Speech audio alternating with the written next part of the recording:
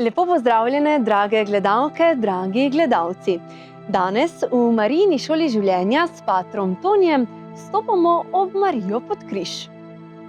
Marija v tišini in bolečini ne beži, ampak ostaja trdna v ljubezni in veri. In prav ta njena zvestoba nas lahko uči o naših poteh. Pa poglejmo, kaj na to pravi pater Toni. Pozdravljeni, dragi gledalci, tudi z moje strani. V današnjem velikem petku bomo razmišljali, kako Marija vztraja pod križem. Zato tudi v Evangeliju preberemo, da je poleg Jezusovega križa so stala njegova mati, sestra njegove matere in tako naprej. Torej, Marija vztraja v trpljenju in križu. Začetek te Marijinega vztrajanja in zvestobe celo v trpljenju, takrat, ko je Jezusu najtežje in takrat, ko umre, je pri tistem evangelskem odlomku, ko starček Simeon dejansko napove to njeno trpljenje. Kaj tam reče? Glej, ta je postavljen v padec in stajenje mnogih v Izraelu in znamenje, ki se mu bo nasprotovalo, in tvojo lastno dušo bo presunil meč, da se razodenejo misli mnogih src. Kako, dragi gledalci, vi to razumete? Tvojo lastno dušo bo presunil meč, da se razodenejo misli mnogih src. Zelo preprosto bi lahko razložili. Marija bo trpela. To pa zaradi tega, da bi se lahko veliko več mater in ljudi Mariji priporočilo. Ker če nekdo trpi in če ti trpiš, bo te veliko lažje razumel in se mu boš ti lahko veliko lepše razodel.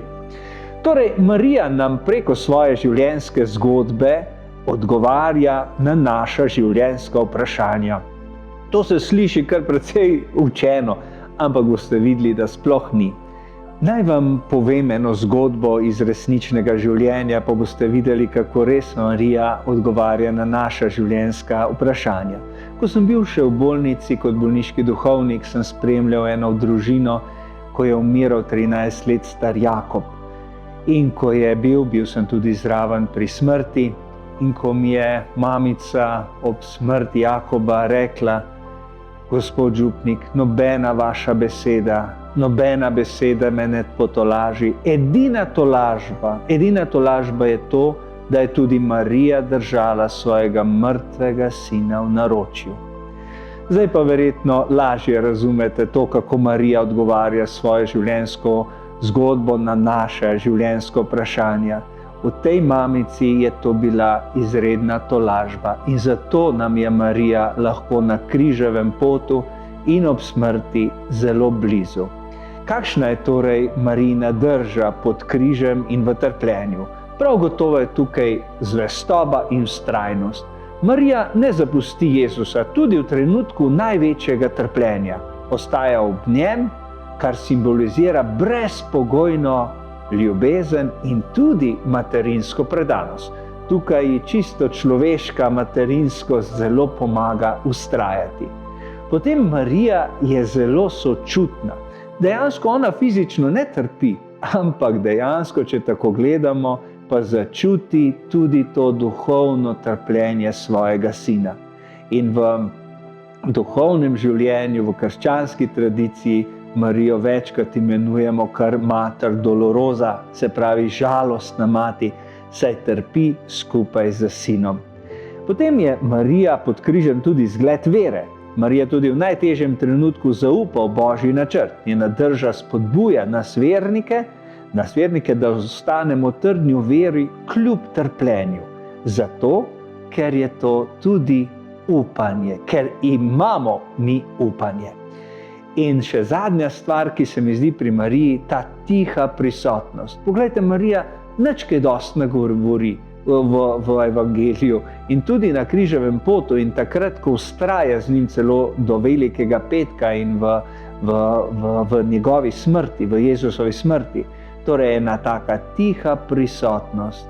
Njena vloga ni torej aktivna v smislu dejanj, ampak je močna v svoji tišini, navzočnosti in notranji moči. In tisti, ki smo začutili to Marijino tiho prisotnost v našem življenju, vemo, o čem govorim. Torej, kje pa Marija črpa za vse te stvari? Prav gotovo je njen glavni vir moči vera v Boga.